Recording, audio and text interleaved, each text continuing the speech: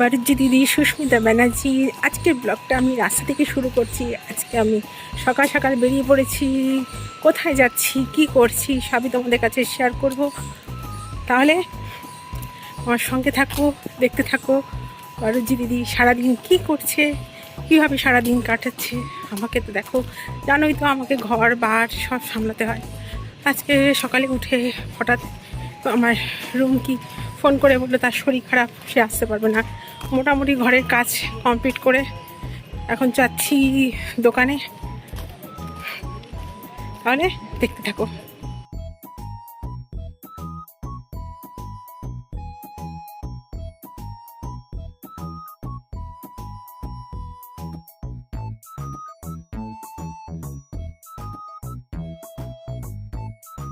দেখো বন্ধুরা, চলে আসলাম আমার শ্বশুর বাড়ি। এখন তো ভগ্নদশা, কেউই নেই বাড়িতে, আমিও থাকি না, কেউ থাকে না।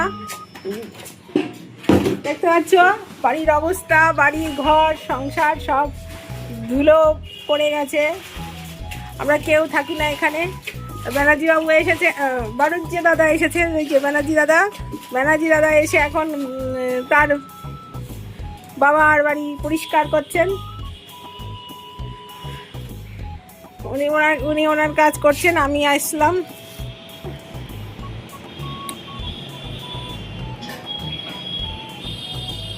বাড়িটা একদিন প্রচুর লোক ছিল, আজকে একজন করে সবাই বাড়ি ফাঁকা।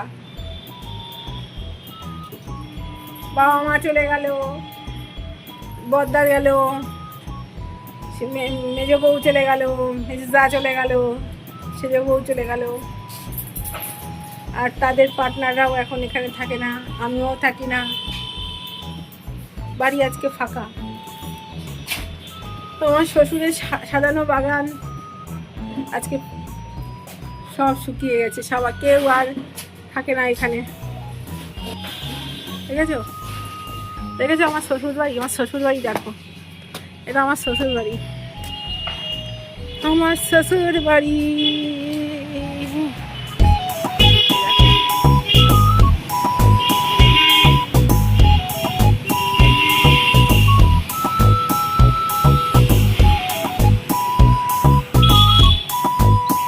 তারপরে আবার আসছি।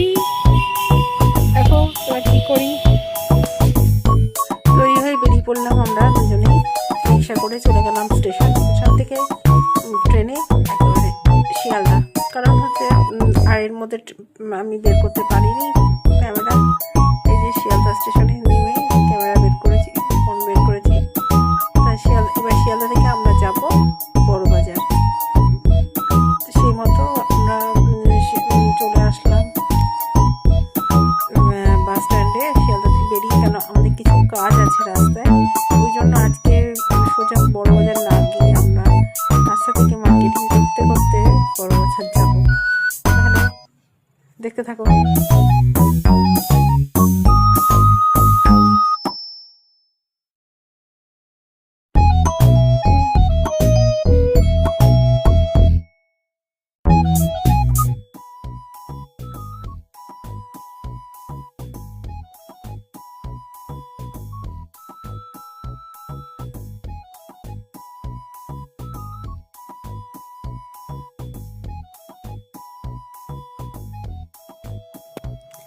পথে যেতে যেতে আবার দেখলাম সেই পুরনো দিনের সেই সিনেমা হল ছবিঘর দেখো এখন বন্ধ হয়ে গেছে সিনেমা হলটা।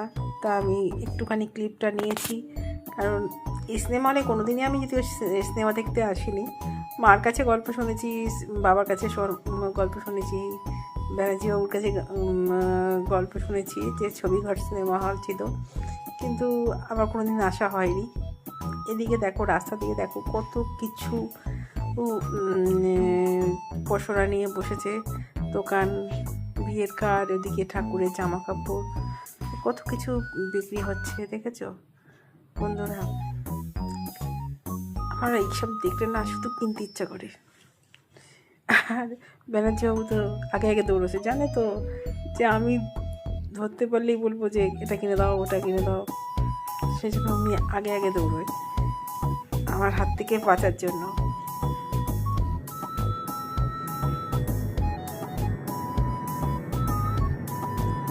এবার এখান থেকে আমরা এই যে মানে ব্রিজের মুখ থেকে আমরা বাসে উঠবো। কিছু কেনাকাটি করব, মানে কী দোকানের প্রয়োজনীয় জিনিসপত্র নেব। আর সৌম্য আসার সময় বলে দিয়েছে তার জন্য আচার নিয়ে যেতে, কেন তার সে আচার খাবে, কি কুলের আচার, তাই কুলের আচার নিয়ে যেতে বলেছে। তারপরে ওনার দোকানে কিছু জিনিস এবার গেছি যখন, তাহলে আমার নিজের ঘরের কিছু কেনাকাটি করতে হবে। এই যে তোমাদের যে বলেছি ছবিঘর, এই যে সেই ছবিঘর সিনেমা হল এখন বন্ধ, এখন আর চলে না। যাই হোক, এইবার আজকে কী হয়েছে, আমরা তো বাসে উঠে পড়েছি। বাসে উঠে বাসটা যেতে যেতে যখনই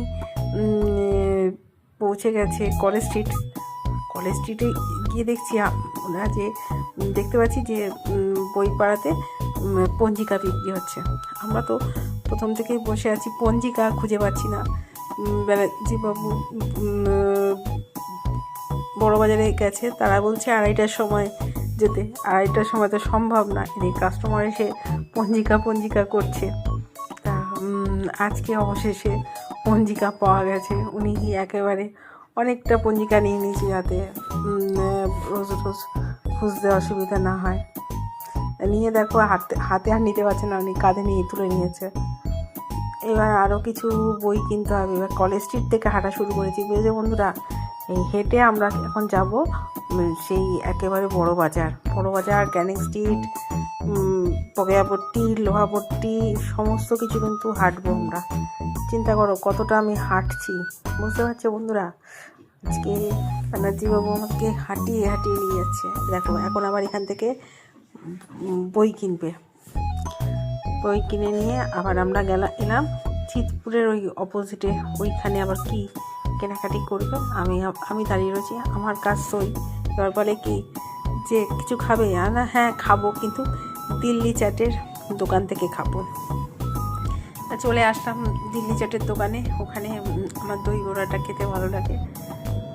আগে তো প্রায়ই ওখানেই খেতাম, কিন্তু এখন যেহেতু একেবারে ট্রেনে করে আসি, সেই জন্য এতটা হেঁটে আর আসি না, ওই জন্য খাওয়া হয় না। আজকে সেই দই বড়া খেলাম দুজনে মিলে। দই বড়া খেয়ে আবার হাঁটতে শুরু করলাম। বড় বাজার আসা মানেই শুধু হাঁটা, কত হাঁটতে পারো তুমি। এইবারে চলে আস কিছু কেনাকাটা, মানে কিছু বাসন কিনবো। থালা, ওদের বড় থালা নিয়ে ঝগড়া, 2 ভাই বোনে।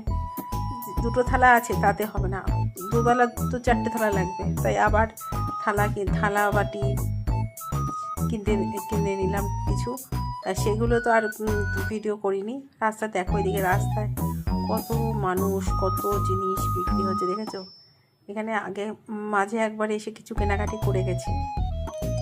আগে না বড় বাজারে আসলেই ব্যানার্জিবাবু শুধু আমাকে গলার হার, চুড়ি, কানের দুল, এই সমস্ত কিনে দিত। এখন দেখছি আমি কিনতে ব্যাগ একটা বাক্স হয়ে গেছে, বড় একটা বাক্স হয়ে গেছে। ওই জন্য এখন আর আমাকে হার চুড়ি কিনে দেয় না। এখন শুধু বলে এখন কি লাগবে তোমার সেটা বলো। আগে বাড়ি এসে আমি মশলাপাতি নিয়ে গেছি। এইবারে কিছু বাসন কোসন কিনবো, সেই জন্য চলে গেলাম। কিনে এবার চলে এসে এবার বাড়ি ফিরবো। তো বাড়ি গিয়ে দেখাচ্ছি কী কিনলাম আজকে বড় বাজার থেকে। আর বড় বাজার আসলেই তো কেনাকাটি করা হয়। তা আজকেও কী কেনাকাটি হলো, আমি নিজের জন্য, নিজের সংসারের জন্য কী কিনলাম তোমাদেরকে আজকে বাড়ি গিয়ে দেখাচ্ছি। তাহলে দেখা হবে বাড়িতে। দেখো আমি বড় বাজার থেকে কী কিনে নিয়ে আসলাম, দেখতে থাকো। আমার না বড় বাজারে গেলেই কিছু না কিছু কিনতে ইচ্ছে করে।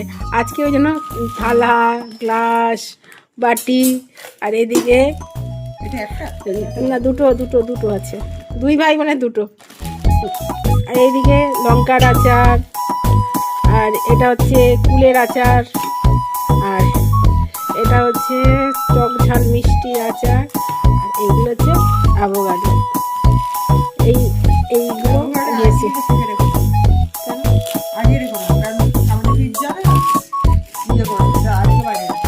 এই হচ্ছে, আচ্ছা তুমি অ্যাভোকাডোটা কেন কিনেছো বলো? অ্যাভোকাডোটা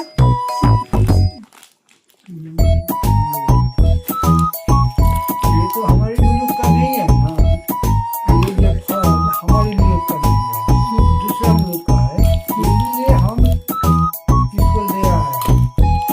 इसको चाप के देखेगा इसको क्या चीज है। তাহলে আজকের ভিডিওটা এখানেই শেষ করছি। টাটা, বাই বাই, আবার দেখা হবে অন্য কোনো ব্লগে।